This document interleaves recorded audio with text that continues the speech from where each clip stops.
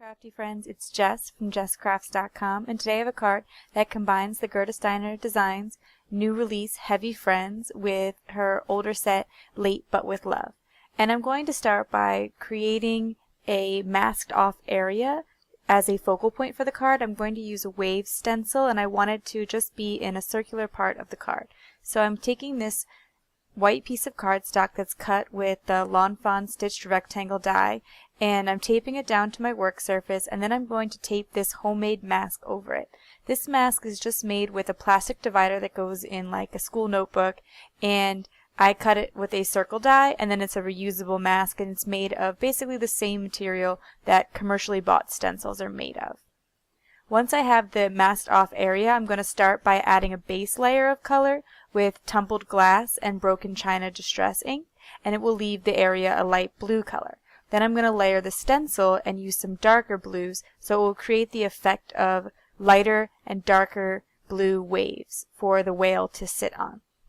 So like I said, I'm using tumbled glass and broken china for the light colors, and I start by layering a bit of tumbled glass everywhere and then bringing a little bit of broken china in from the sides, and I'm using the round mini ink distress blending tool, and I lay on the light color, then add the dark color, and go back with the light color.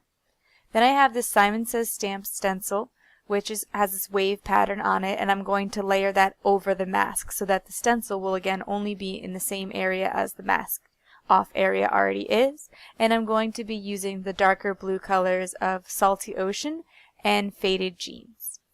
I do the same thing I did with the other color combination. I lay the lighter Salty Ocean in first, and then I bring the Faded Jeans from the side and blend it out. Then I pull up both layers and I have a masked off area to set the rest of my scene in. I decided rather than coloring the images, I would just show you another way that you could get your images to be colored without feeling like you needed fancy materials. So if you have the distress ink to do the stencil blending in, you might have the distress ink to color your objects too. So I'm going to put distress ink all over two pieces of paper from my gray elements, and then later I'll do the same thing with some purple distress ink to create the purple balloons. And I actually just took the distress pad and applied it right to the paper because I want a really thick coverage of it, and it would take a lot longer to blend it on with the tool. So if you're not looking for a very precise coverage, but instead just like a heavy coverage, I would suggest taking the pad right to the paper to save yourself some time. And then I'm drying it with the heat tool because I want to move on to my stamping without everything spreading, and I also wanted to make sure that I liked the final color because when it dries it will be a little bit lighter. The gray that I used was pumice stone, and for the purple, which I'll use for the balloons, is seedless preserves. I'm going to stamp the whale and the punny sentiment, hope your birthday is a splash.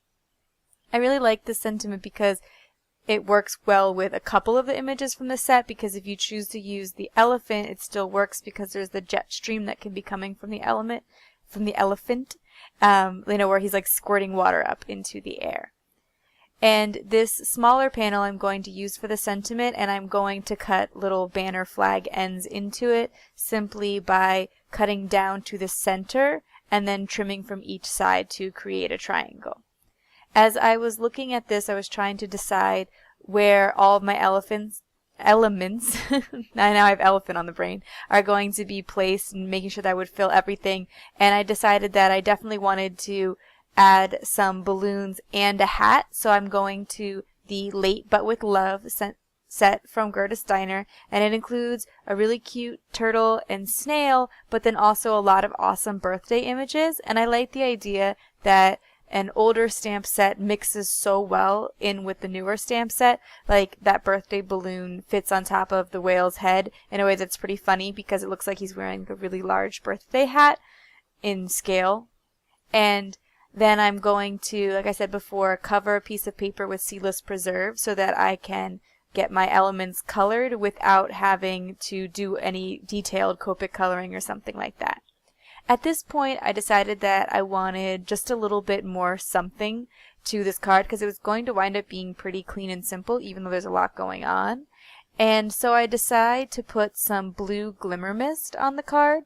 With birthday cards, I don't worry so much about glitter because a lot of them I keep for myself. I unfortunately don't send a lot of way to Operation Right Home, partly because they get a lot of birthday cards, but also because I'm always in need of birthday cards myself to give away to family and friends. So I'm going to take this blue shimmer mist and spritz it over. I laid the mask back down so that it would only get in the masked off area. Then I pull the mask up and I'm careful to wipe up the glitter spray so that none of it gets on the white parts of the card.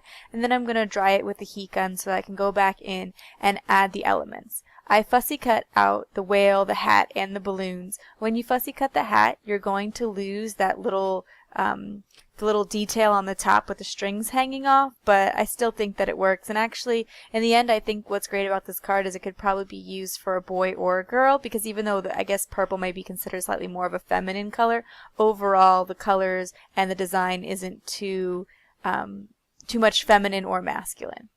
When I layer on the balloons, I decide to add some interest by popping up one of the balloons. And I'll also pop up the sentiment, so I'm using some 3M foam tape there. And in retrospect, I probably would have popped up the whale as well, but then I was a little bit concerned that it might be hard to pop up that teeny tiny little hat.